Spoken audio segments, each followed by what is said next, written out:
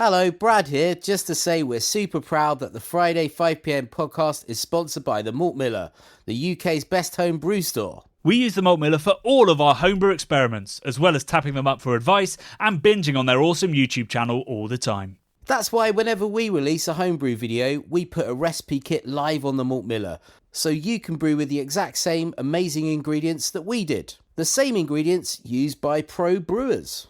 So alongside the Malt Miller's nitro-flushed hops, cold-stored yeast and milled-to-order malts, you can pick up recipe kits for our 5 Points Best Bitter, Russian River West Coast IPA, and now the fastest beer in the world, a hazy session IPA that goes from grain to glass in less than 48 hours. Sign up to their newsletter at tinyurl.com/Malt Miller to get 5% off your first order. With the Malt Miller's amazing customer service and Johnny's 48-hour recipe, you could order the ingredients on a Monday and be drinking the beer by the weekend. Speaking of which, it's Friday. It's 5pm. So enjoy this week's Friday 5pm podcast.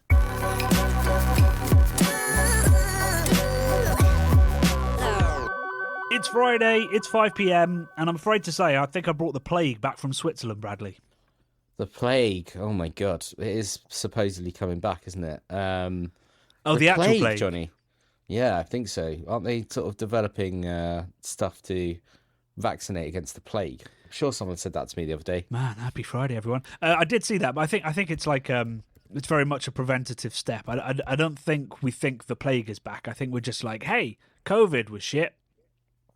Let's be prepared. Maybe there is already a plague vaccine. It's been used since the late 19th century to prevent plague, Johnny. So I will be sending over a vial to you through the postal service.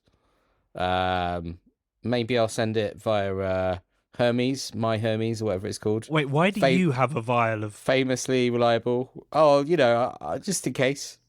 Huh. No, I don't have any. No, I'm sure we could find some on the dark web. Now that Donald Trump has pardoned the creator of the Silk Road. Did you see that this week? I did, yeah. That's a wild one, isn't it? Can't even see the political justification in that one.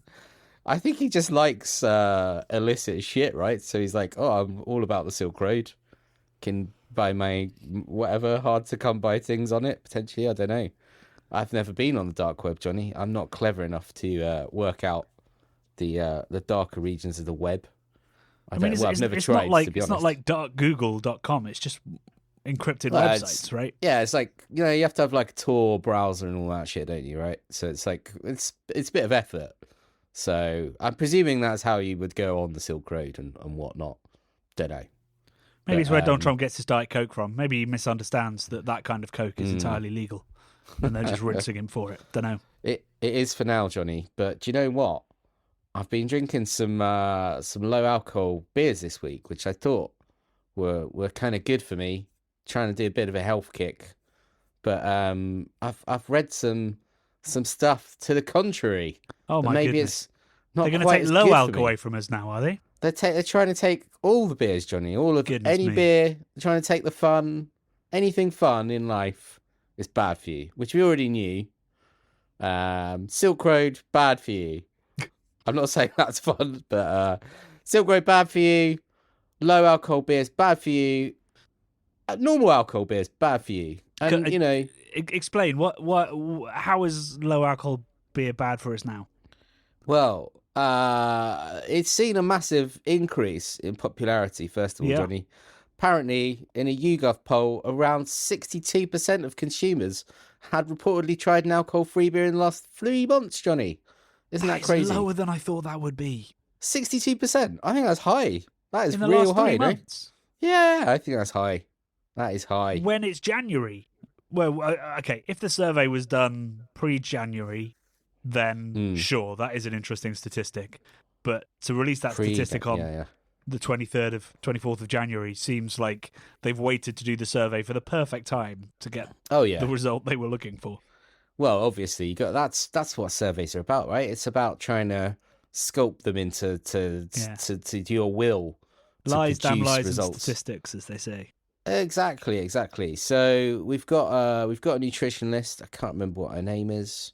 What is her name? Isabel something. I can't say her name now. Her name's Isabel. Which is there's a great Bjork song that says "My name is Isabel." Anyway, Isabel said she warns that alcohol-free beers contain significant amount of sugars as well as carbohydrates, and they can promote visceral fat storage, increased risk of insulin resistance, and cause metabolic problems. She's also said that alcohol beers often contain fast-absorbing carbohydrates that can lead to sudden spikes in your blood sugar levels. Yes.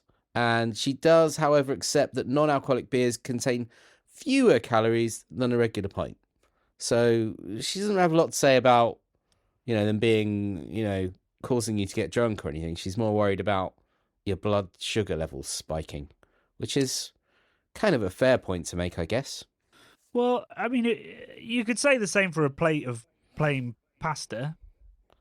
Yeah. I mean, I guess we're not having like 3-4 plates of plain pasta a night, whereas we might have 3 or 4 low alcohol beers. But I take exception with the sugar statement. That's mostly nonsense. There's hardly any sugar. Like when you said that, I quickly Googled how much sugar's in Lucky Saint, which is I think the best selling low alcohol beer in the UK now, maybe. Certainly in the off trade. There's 0.1 grams of sugar per 100 ml. So there's 0.33 grams of sugar in a bottle of Lucky Saint. Yeah, that says a lot, doesn't it? Yeah, she's definitely maybe scaremongering a bit. Yeah, she may be, the expert on nutrition, but she might need to look at the actual nutritional information of well-made low alcohol beer. Carbs are in so many things and can cause our blood sugar to spike. Sure, but sugar in low alcohol beer is pretty low. Unless you have something by Mash Gang that's a crazy pastry stout or sour. Yes, which are delicious, by the way. Go and support Mash Gang. Or indeed, the Pollo, the one we had. That would have been loaded with sugar. That would have caused the blood sugar spike. In fact, I think I was mostly sugar rather than blood at that point. She calls out people over 40 in particular. Oh, thank God I'm okay. And so you're okay for now. Yeah. Just a couple of years for you, but yeah. So I'm fucked, basically. So sorry, what's she saying? It's worse for over 40s? Yeah. She says obviously this fast absorbing carbohydrates is her sort of thing. She keeps saying that spike blood sugar, increasing insulin resistance, and contributing to chronic inflammation in the body. You may not see this problem in your 20s, but I assure you that when you're over 40, it's noticeable. What's chronic inflammation? Sounds awful. I don't know, mate. Well, it doesn't sound good, does it? I've got my knee hurts a little bit because I've fallen over on it twice now. Once when I fell over in the crackhead street in San Fran. I remember the story. Yeah. And then do you know what? I've just bloody done it again, haven't I? When I was in Italy last week, I fell over again. Same knee. What jeans were you wearing then? My normal jeans. They didn't rip this time, which is great. That's good. But it was really freaking slippery. It was like a flash flood almost. I mean, for people at home who don't know, because we don't really put Brad falling over in our videos. Brad falls over or comes very close to falling over. I would say 4 to 5 times a shoot. Oh, easily. Yeah. And if you ever set up a tripod and Brad is like looking at the cameras, it's just like it's just I've never kicked over a tripod. Oh, I thought you were going to say I kicked over a tripod. No, you've tripped over endless tripods, but you haven't sent one flying yet. Someone else did that, didn't they? when we've been somewhere, I thought it was you. I thought you properly kicked one and it went over. Wasn't that you? No, at Dark Star, I put it down somewhere where only 2 legs were on the floor and it fell. I didn't trip over it. I just put it somewhere. I thought there was a siren incident, wasn't there, on a platform? Ooh. That sort of rings T for a bell, T, buddy. I think it was T for T there. But anyway, I can't. I forget.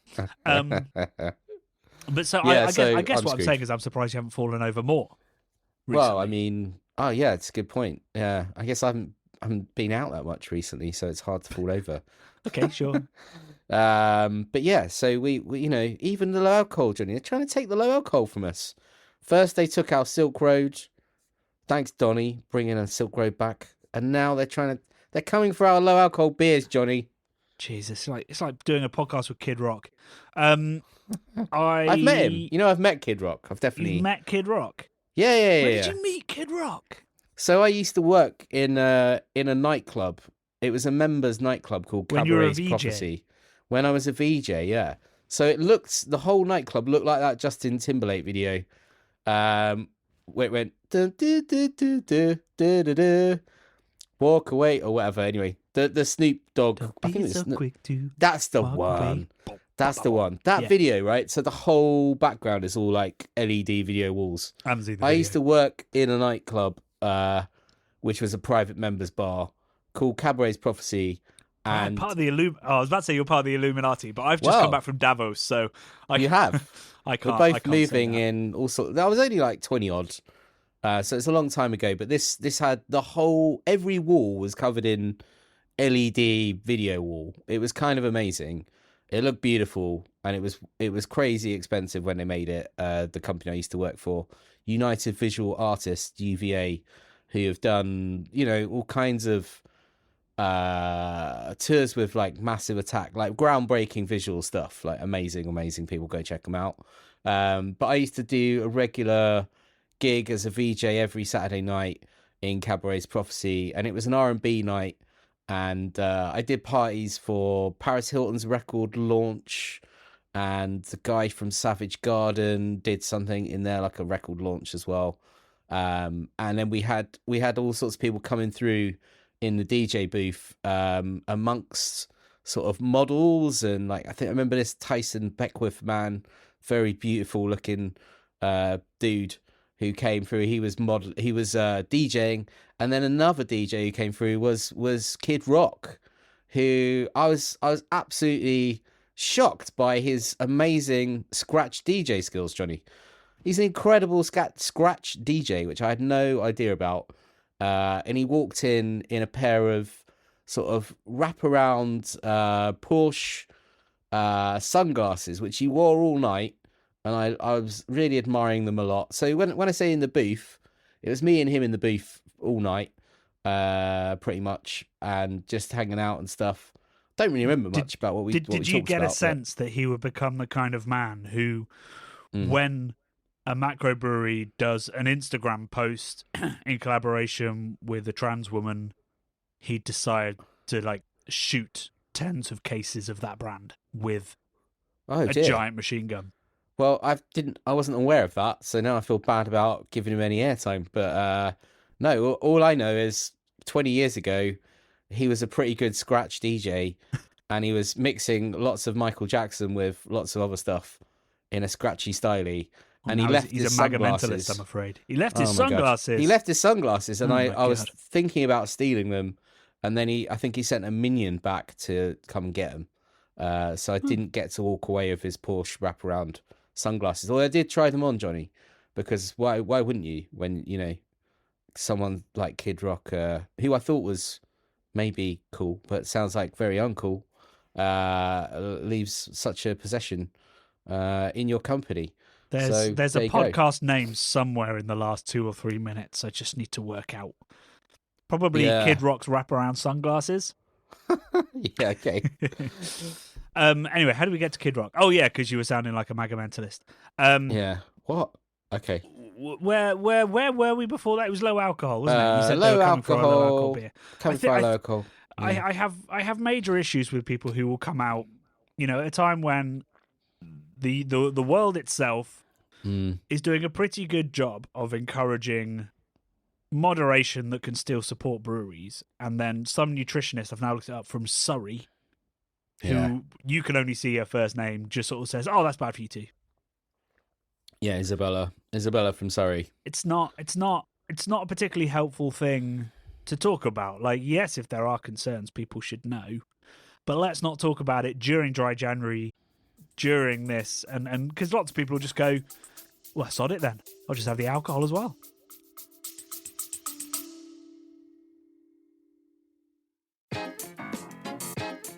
Hey Beer Geeks, Johnny here. Just in case I haven't mentioned it enough on the podcast, approached you in the street, or accosted you in your own home, I thought I'd make a quick advert about my new book, The Meaning of Beer.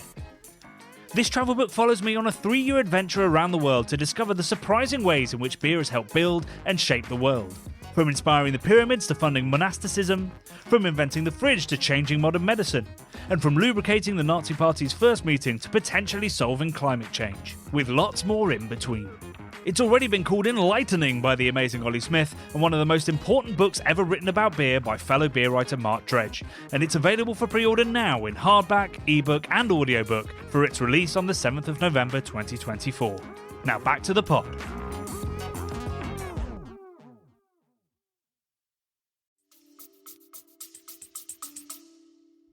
Well, yes, you're right. You know, if you're getting told something like that, you would think, well, what am I even bothering for? I might as well just enjoy myself. Yeah. Not that you can't enjoy yourself with low alcohol, but you know, you think to hell with it. I'm gonna get the full fat Coke. I'm gonna get the full fat delicious beer. You know, who needs a new start in the new year? Just gonna get deeper and deeper into my spiral of despair. No, not despair, Johnny. It was Blue Monday, though, wasn't it, this week? Was it? Yeah, Blue Monday. Yeah. Well, I hope everybody out there is looking after themselves and their loved ones. And I guess we should say, you know, we're through it. You know, we're nearly into February, which is a famously great month with lots going on. Well, it is. There's lots going on for us because we're filming all over the place. But that's true. I felt quite blue this Monday. I'm not going to lie. I did feel bad. I felt not great. But anyway. Did my message about the fact that we're probably going to go see Brighton play Chelsea? Oh, well, I don't like football, but was that on Monday? That was on Monday, wasn't it? Yeah. Maybe, so that did cheer me up a little bit. I think that's great. Maybe we can, I don't know if we can talk about that yet, but I mean, it's definitely... Well, I think we should clarify to some extent, because otherwise, why am I taking Brad to a football game if he doesn't like football? Yeah. I've never been to a football game, Johnny. I've never been to any sports games. How do you know you don't like it then? What, you've never been to a sports game? Football. You used to play rugby at school, didn't you? Yeah. I've participated, but I've never been to watch anything. Never been to watch one. Wow. No. Well, we're going to have a wonderful time. We're going to see 2 very good football teams. Yeah. We're going to drink some delicious cask ale from Harvey's in the stadium, and we're going to film it. That's pretty cool, isn't it? Yeah. I'm hoping we're allowed to film with our actual cameras and not just phone cameras, but this is pretty great access, Johnny. And, it is. You know, to see Cask in a football environment in the Premier League, how cool is that?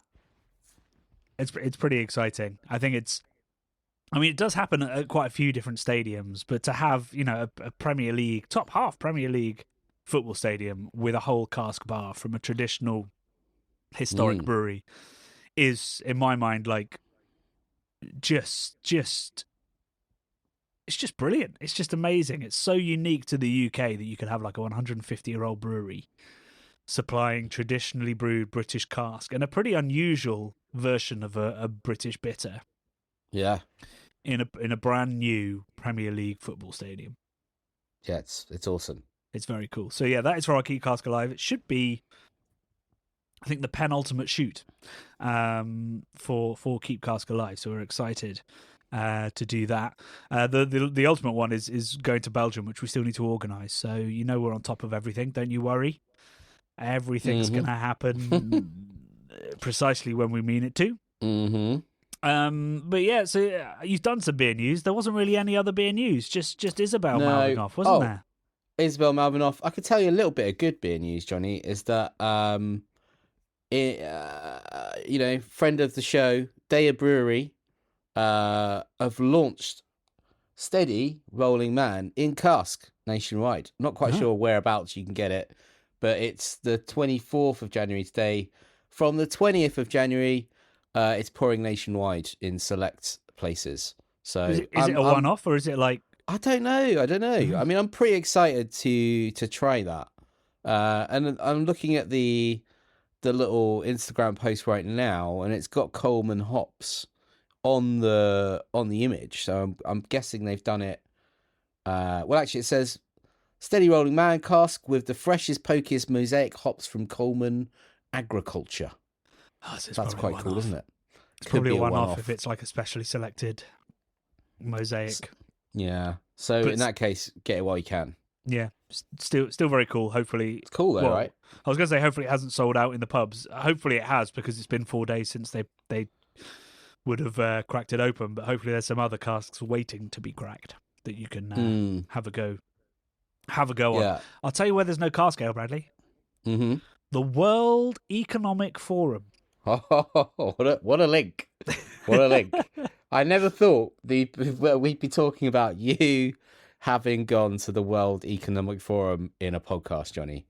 That is, first of all, bravo, congratulations. I think that's the most big time thing you've ever done. Talking at the World Economic Forum, that's pretty good. Congrats, yeah, mate. It's. I still can't really believe that it happened, and it was such a surreal experience that I'm still not entirely sure it did. So I got an email just before Christmas from somebody at AB InBev saying that they'd seen the reel that I did that went viral about some Pancras station, and then they bought the book and absolutely loved it. And would I like to go to Davos? And is that how you're pronouncing it? I'm pronouncing it Davos now. That's how the Swiss do. Not Davos. No, Davos. Okay. Brad's not convinced. And so I was like, sure. Like, I'll come to Switzerland. I haven't been to Switzerland since I was a kid. So off I flew. And I spent a day in Zurich. Had a great time. Zurich's an odd place. Yeah. Have you ever been to Zurich? No, I've never been to Switzerland. I'd love to go because the trains look amazing. I really you wouldn't get a train. You'd land in Zurich and just go into I know Zurich, that. but beyond Zurich, Zurich itself is like simultaneously incredibly historic. Like, it was a Roman settlement. But was it? Yeah, it was. Yeah, like it's got I think it was a Roman spa, maybe. Wow, that's cool. And it's right on the lake, but although it's got loads of historic buildings, it's got some Roman bits. It's got lots of stuff from sort of the Reformation era, sort of late 1500s. It doesn't feel that old. It's very hard to describe, and maybe it comes from like being in a privileged position of having lived in London for a long time, where there's just incredible old buildings and history. Like, I did a walking tour yesterday, the last thing I did. And the thing I was struck by was just how modern everywhere felt. And I wonder if that's just, maybe it's just a well looked after, clean place where they've looked after all their old buildings. Whereas in London, I'd argue we haven't, except for the really important stuff. Did you see anyone walking around with guns on their backs? No. Okay. I think they can do that in Switzerland. Why would I? I don't know. I think I seem to remember seeing images of people walking around with machine guns in Switzerland. I think you're allowed to. I might be wrong on that. I'd be amazed, but they're heavily armored. They're a heavily armored nation. I know that, and they've got so many tunnels and stuff coming into Switzerland. That, all the access points into the nation. They've got munitions that are ready to go to blow up all the tunnels, all the access into Switzerland. They can blow it, detonate it remotely should there be some sort of worldwide incident where they want to isolate themselves, because obviously they're famously neutral, aren't they? So they've got this strategy of they basically blow up the whole sides of mountains to make them inaccessible. So potentially it's a good place to go for a zombie apocalypse. Is where I'm going. Great supply of chocolate. I'm sure they've got good beer. Bit cold though. Cold. What? I love that I'm the one that's been to Switzerland and you are telling people about Switzerland. Yeah. Well, I'm telling them what I think about Switzerland, right? So I think these things are true. In the midst of my mind, they can blow off the sides of mountains to bring down roads. You've read it on Wikipedia. Yeah. I've read this somewhere, Johnny. It's right in the vaults of my mind, right? So they can do that. And they've got enough bunkers to house every single person in the nation. That is a factoid. They're the most nuclear bunker heavy place in the world. That is a fact. Okay. So they're ready to go. Well, I saw none of this, Bradley. Literally none of the things you've talked about were witnessed by me. Okay. Although I would say that, part of the reason they could remain neutral is because of the topography. They're very hard to get to. They're incredibly hard to get to, yeah. Because, I guess, Hitler, when he started his expansionism, he was trying to bring in Germans that weren't in what was then Germany. And there's lots of sort of people of German heritage in Switzerland, but he never went for that. He took one look at the mountains, I guess, and went, no. Don't fancy that. Could we say that Switzerland is the Afghanistan of Europe in its mountainous? You could never win a war. They've got those great little knives, Johnny, that have starred in a Lowbrow episode. They've got just the best little gadgets. Talking of that stuff, knife, I accidentally. Yeah. Oh no! I thought I'd accidentally taken it through customs on the way out. Okay. Yeah. Turns out it's hold luggage safe. That penknife. Oh yeah, hold luggage, yeah, for sure. Sorry, not hold luggage, cabin baggage. No, there's no way that's cabin luggage safe. Yeah, it is. It's got a freaking knife on it. Yeah, you're allowed blades under 6 centimeters, as long as they don't flick out. Whoa, that's crazy. So I learned something at security. That's in the UK, was that, or on the way out? And in Switzerland. I can imagine them allowing it on the way out because they're like, sure, that's one of our knives. They sell Swiss Army knives inside security at Zurich Airport. Big ones. Wow. Not like big ones. Up to 6 centimeters, I'd imagine, because otherwise they're not allowed on the plane. That's not very big, Johnny. I don't know what you've been told. But I feel like I could do some damage with 6 centimeters. 6 centimeters. Actually, that is reasonably big, isn't it? Yeah, that's half a 15 centimeter ruler, nearly. 6 centimeter knife is illegal on a flight. Yeah, that sounds absolutely bonkers. Same with scissors. Shouldn't be, mate. Shouldn't be. Oh right, okay. Why do they always say take anything sharp out? There's literally images everywhere about, things that are not allowed, and it's hairspray. It's I think to be fair, I think they'd rather you didn't. They're not going to advertise the fact like feel free to bring your knives, folks. Yeah. I think you might be wrong. I don't know. I think you got lucky there. No, I'm not wrong. I'm not wrong. I spoke to somebody, Bradley. Absolutely crazy. I've been on a flight with my dad years ago where he had a tiny little knife that was inside a key. So it was like a key that you flicked it out and it had a little knife inside it. And they bloody took it off of him. They said it was illegal. Maybe the laws changed. Or maybe it was going into America where I'd imagine they're a bit more... It was definitely America, yeah. Oh, okay, yeah. I wouldn't recommend trying it for America, but for the EU and European... European economic area. Wild times we live in. But yeah. Anyway, Zurich, beer-wise. So I did a little crawl of brews and stuff with a guy called Christian Jouslin, who still runs a website called Bierversuche, like a Swiss beer blog. Swiss beer blog that also used to run really cool festivals where they'd brew a wort and send it out to other breweries that could do what they want with it, and then they'd all come together and drink the different creations. It was a cool concept. So he took me, we went to a bar called El Dorado, we went to a restaurant called the Zeughauskeller, and then we went to a really good brewery called Bierwerk Zurich, which I believe is 2 Beavertown people founded it, and the head brewer I think used to work at Schönrammer, so like good pedigree. That's cool. And really, really good beer. And it's a tank bar like Howling Hops. So they pour straight from the tanks. And it's right by Zurich station, main station. It's super cool. That is cool. But Christian, I think it's fair to say, was quite down on Swiss craft beer and regional beer quality. And while I had some very good craft beer, I had some very, very bad sort of regional lager. Like in Germany, most of the regional lagers are pretty great. Yes. Not true of Switzerland. Oh, dear. I did have... I'm not going to be able to pronounce this correctly because I speak a bit of German, but apparently I don't speak much Swiss German. So I think it's pronounced Frische. Okay. What does that mean? It's an unfiltered... pale lager in the Germanic style. So I guess kind of Kellerpils-esque. That was very, very good. And I had that with my rusty and my creamy, chickeny, mushroomy stew. Talk to me, Talk to me about the food, Johnny. What kind of Swiss food offerings were you having then? So potato rosti. Zeughauskeller, you're like this. It's been a restaurant for about 100 years. Okay, not and bad. It's mostly traditional, Swiss and German cuisine, so beer hall vibes, and has a real Nice. genuine beer hall aesthetic because it's actually a converted arms warehouse. There you go, mate. There you So go. there are guns That's what I'm talking and about.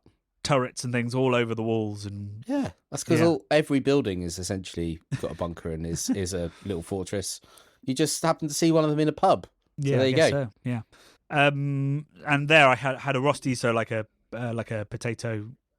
What do we call that in the UK? Like rosti. Great potato. Yeah, we still call it like rosti. a hash. Yeah. With this really lovely creamy chicken and mushroom kind of creamy stew, kind of stroganoff-y, I guess. Okay. It was really, really tasty. Sounds good. And is that a Swiss offering? Yeah, or is that's that more very Germanic? Swiss. Okay. Yeah, very Swiss. the rosti is very, very Swiss. Right. Okay. I Cool. didn't have a fondue. Most of the restaurants, you need is minimum 2 people to have a fondue. And not the way. I you only eat dined fondue, with Johnny. somebody once, so. Oh, that's sad. And I chose not to have a fondue. But I had actually, I would say one of the top 10 pizzas I've ever had. No, just no. I don't believe it. Why not? There's no way. A Swiss pizza being in the top 10? No way. There's a big Sorry. Italian influence on Switzerland. Yeah, but it's okay. Tell me about it. It was a member of the Neapolitan. Oh damn! What's it called? The Neapolitan conglomeration of people that make it the traditional way. We're to the standards. Yeah. That's interesting. Okay, all right. I'm listening. And it was in the main train station. Come on. I'll send you a picture of it later. It was How can the it be in top 10? lightest, crispest, just a beautiful pizza. Like, and So I've been to Naples as well, and it was up there. Margarita. We're talking margarita, yeah. I had a marg, of course. And how much did the marg set you back? Because Switzerland is famously expensive. Yeah, 22 quid. Fuck. Okay. With a Coke, yeah. I should say. 22 quid. Oh, with okay. A Coke. 22 quid with a Coke. Yeah. So maybe 18 quid. Yeah, it was like €6 in Naples for 1 week before. €22, eh? That's not euro. Is it Swiss franc still? Yeah, Swiss francs. Yeah, not euros. Sorry. Yeah. Okay.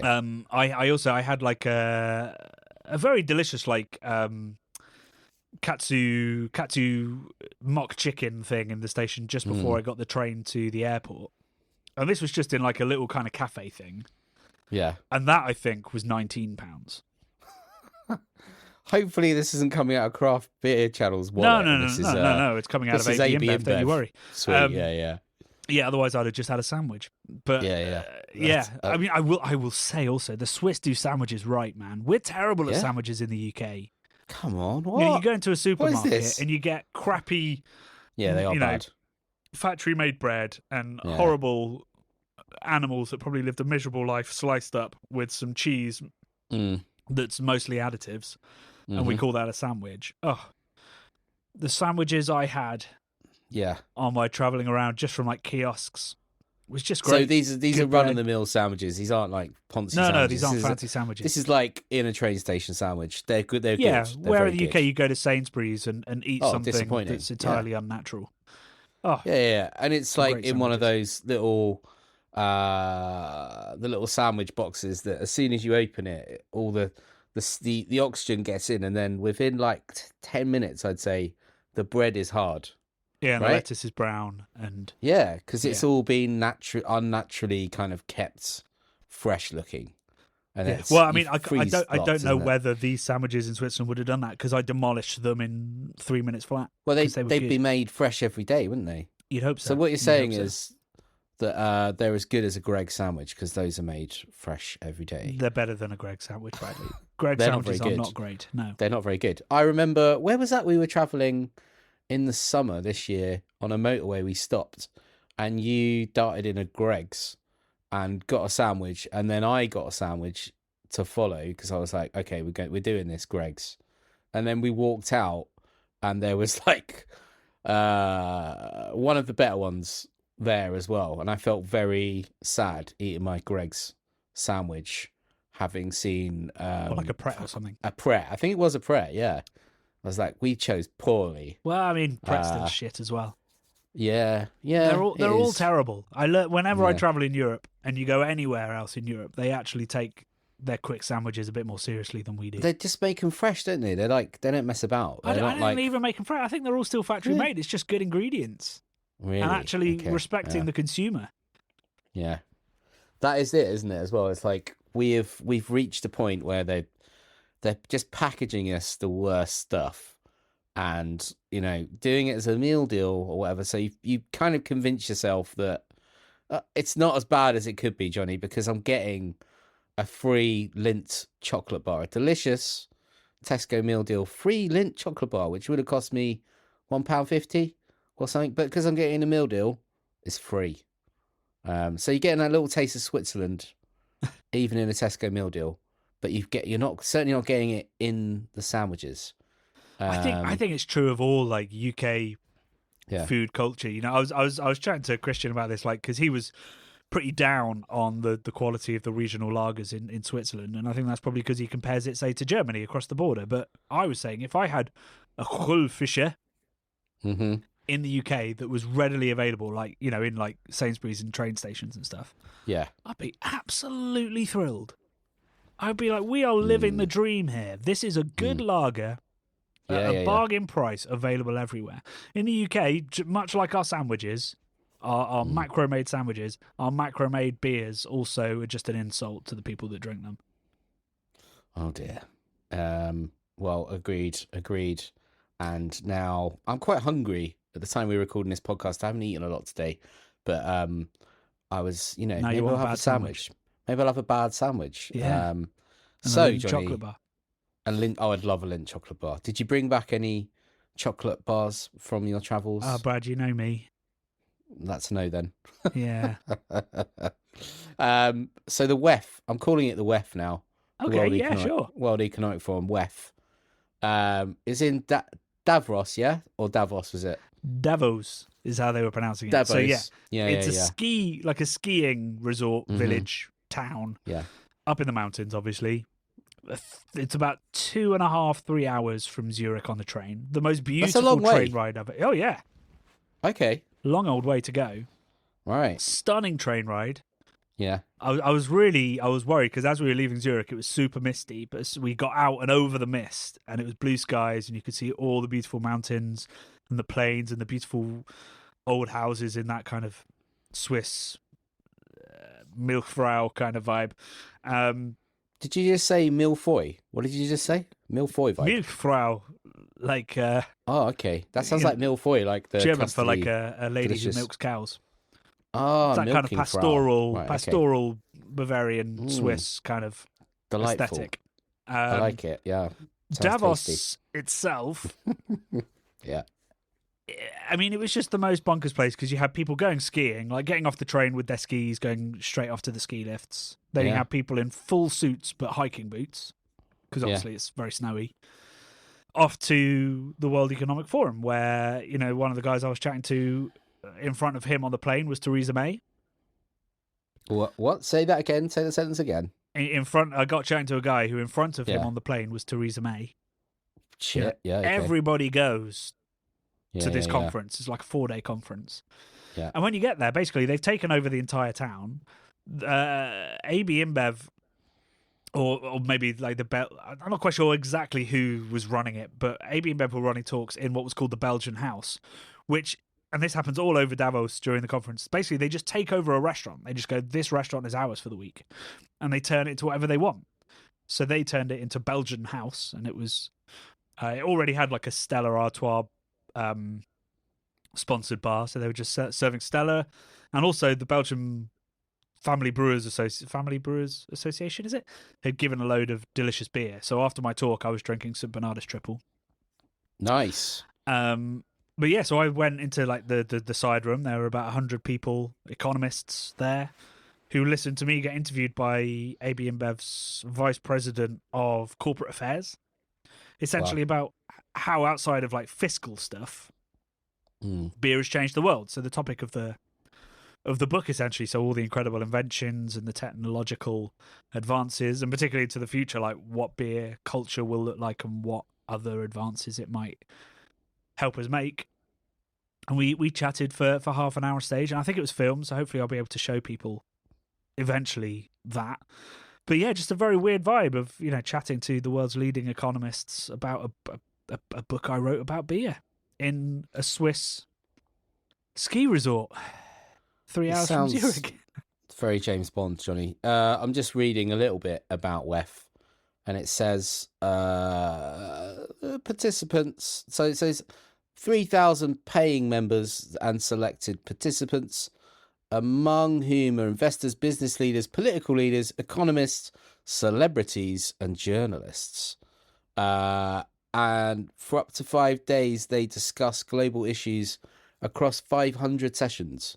So that's all pretty good, man. Like, I think being on one of the 500 sessions, that sounds like a lot of sessions, but I'm guessing if your session was in a place where they had lots of lovely beer, you might have been quite high up on the priority list of potentially. And my talk was at going 6, there for a laugh.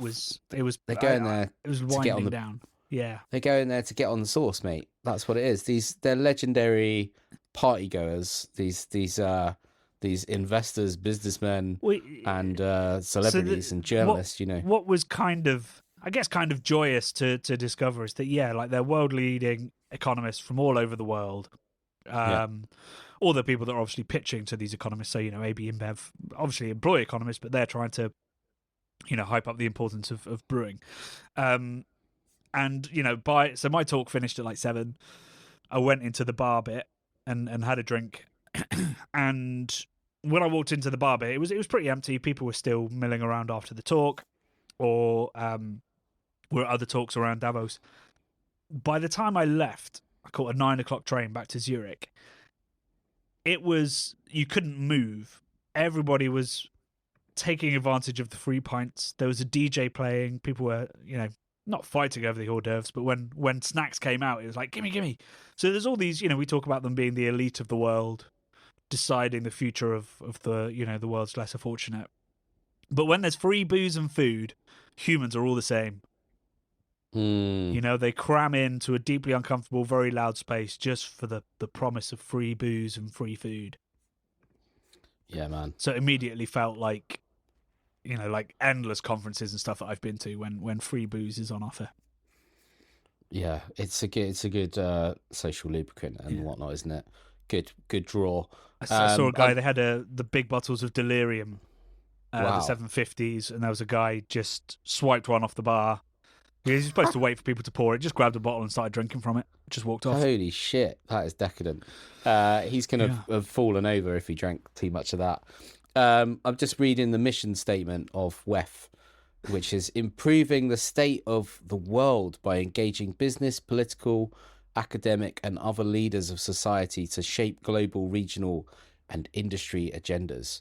That definitely does sound quite James Bond. Quite sort of super villain potentially.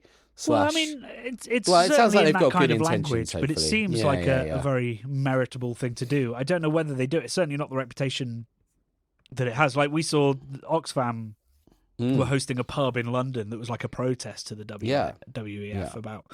So it was like you go into this pub and you pay according to your net worth, wasn't it? That's right. Yeah. I'm just trying to struggle to find it now, but. I mean, it's definitely worth doing these. Like, even if whether you think that the WF is James Bond-esque or not, definitely points need to be made that whatever they're doing, whatever economists around the world are doing right now, it ain't fucking working. Yeah. So the pub, it's not working yet, but the pub in question, I think it was this week. It might have been this week. It's called the Fair Pour. And it's a pub that's open for 1 day this month, and you would have been able to visit a London pub and pay what you feel is fair based on how much you earn. It comes from Oxfam, which is drawing attention, I'm just repeating what you just said, drawing attention to the Davos World Economic Forum, which will be taking place at the same time. At the fair point, more affluent customers are encouraged to dig deep and pay prices that reflect their individual wealth, highlighting how a fairer tax system could help tackle inequality. And then lots of people in the comments have just said, how do they prove your net worth? Another one said, I get free pints. Another one said, yeah, free for me then. Yay, free Classics. pints. 10p pints. This is dumb. 10p pints for me. So it's like, this is the thing, Johnny. You can sort of try and have good intentions, but the people that have read it have all just interpreted that as like, cool. Well, I'm just gonna pay like 10p for a pint because I'm getting stiffed every other time I buy a pint. Yeah, it's also not something that's going to work, because even if you went in, right, say you're a banker, you're earning 200 grand a year plus bonus, you're not going to go in there and say, tell everyone. It's be to everyone like, well, I earn loads, so I'll pay £10 for this pint. Like, it's a weird humble brag. It is a little bit. You just come across as an arsehole, even if you're trying to do the right thing. So, as a concept, doesn't really work. No, I tell you what, as a concept does work though, Johnny. Is that whenever I think of Davos, not Davos or whatever you call it, what were you calling it? Davos. No, that's wrong. It's Davos. Okay, but I just think of Davros from Doctor Who. Do you remember Doctor Who? I mean, I've never really watched Doctor Who much, but I remember Davros from my childhood as being like this quite freaky, terrifying creation. Davros is the major enemy of the series protagonist, the Doctor, and is the creator of the Doctor's deadliest enemies, the Daleks. Davros is a genius who has mastered many areas of science. This is sounding a little bit like Davos, Johnny. Mastered many areas of science, but also a megalomaniac who believes that through his creations he can become the supreme being and ruler of the universe. The character has been compared to infamous dictator Adolf Hitler. Julian Bleach, I don't know who that is, defined him as a cross between Hitler and the renowned scientist Stephen Hawking, which is pretty mean because Davros is like wheelchair bound in like the bottom of a Dalek, basically, and he looks like a cabbage. His face is all like burnt up, and yeah. But anyway, I just always think of Davros. That mental link is explaining to me why you've reacted in the way that you have to this trip for the last couple of weeks. Yeah. Well, all I've been thinking in my mind is, well, I know about Davos anyway and the WEF because I'm, not a conspiracy guy, but I know I'm aware of Davos and its reputation as a sort of place where people gather who are movers and shakers and policymakers. But yeah, so I'm aware of that. But I also think of Bobby Davros, or Bobby Davro, as he's better known, who, in my head, I thought that he married Amanda Holden in the 90s, right? But I've Googled it, and I'm totally wrong. Bobby Davro is a very cheesy comedian from back in the day. I got it wrong. I thought, how did he manage to marry the lovely Amanda Holden? One of my is she lovely? I quite fancy her. Yeah, I think she's pretty hot. Oh, well, no, I just meant as a person. Sorry, I misunderstood you. Oh, I mean, she seems very nice. I've watched her on numerous programs. A little bit mad. But I like Mad. Mad's good. Mad's Brad style. But she's good friends with Alan Carr, isn't she? She does like a makeover show where they bought one of those £1 houses in Italy, like Danny from Jamie Oliver days did. They bought a £1 house. Nobody in knows Italy. who Danny. Danny. How have we got from the World Economic Forum to somebody that didn't marry Amanda Holden? He didn't marry Amanda Holden. I thought he did, but that was Les Dennis. Les Dennis married Amanda Holden, who also I think was massively punching to have managed to marry her. And I think they might have hosted a game show together. I'm thinking Wheel of Fortune, but I might have imagined that. But I feel like that is how Les Dennis married Amanda Holden. But anyway, I thought it was Bobby Davros. It wasn't. And we're coming back around to Davos via the Daleks. We're not coming back around to Davros. Oh, God, I called it Davros. Jesus. I also might want to call this podcast That's How Les Dennis Married Amanda Holden. Yeah. It's another strong contender. Yeah. Well, as ever, just baffled and delighted by how you have derailed that. Not just so fast this time, but so far. So far, I went real far, didn't I? Yeah. I don't feel like Davros or the Daleks are maybe a part of Doctor Who anymore in the modern Doctor Who. I haven't watched any of it, but I'm guessing they are too weird for young people. I always remember the Cybermen as well, where they were quite scary. And I'm sure I didn't imagine this, but I think there were like cat people that they had faces of cats in Doctor Who, which I remember being terrified of. And I also watched a video this week, which I don't think is true. It was on Instagram, and it was the very low resolution image of what a cat sees when they look at you.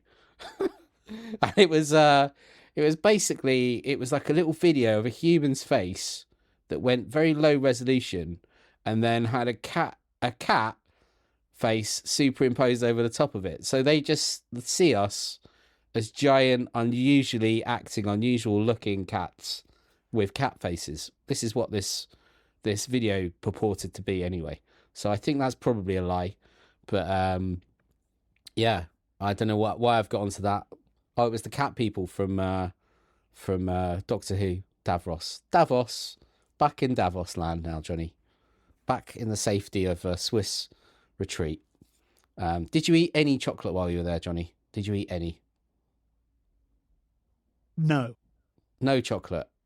That's very disappointing. Do they have chocolate fondues, like cheese fondues, or is that? I saw one in the airport. Was it one of those horrible, disgusting fountains? Yeah, it was a cheese fountain. No. A chocolate fountain.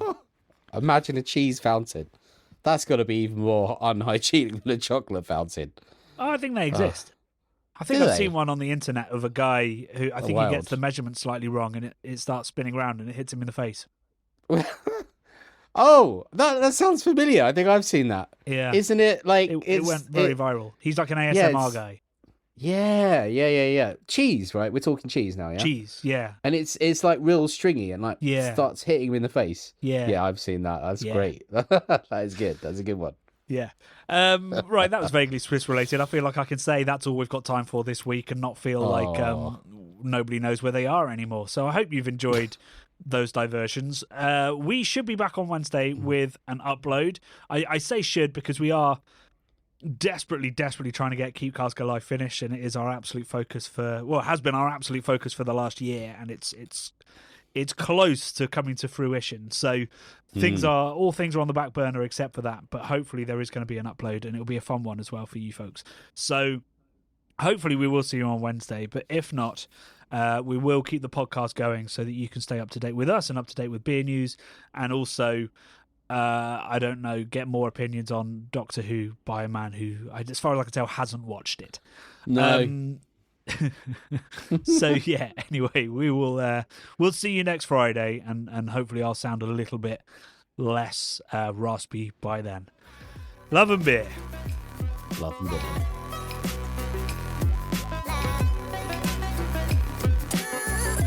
The Bubble and Friday 5pm podcasts are brought to you by the nerds behind YouTube's craft beer channel.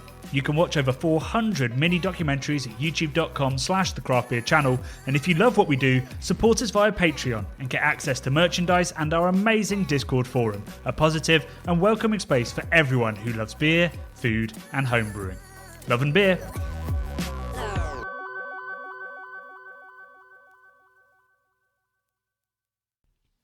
Okay, wow. That went off.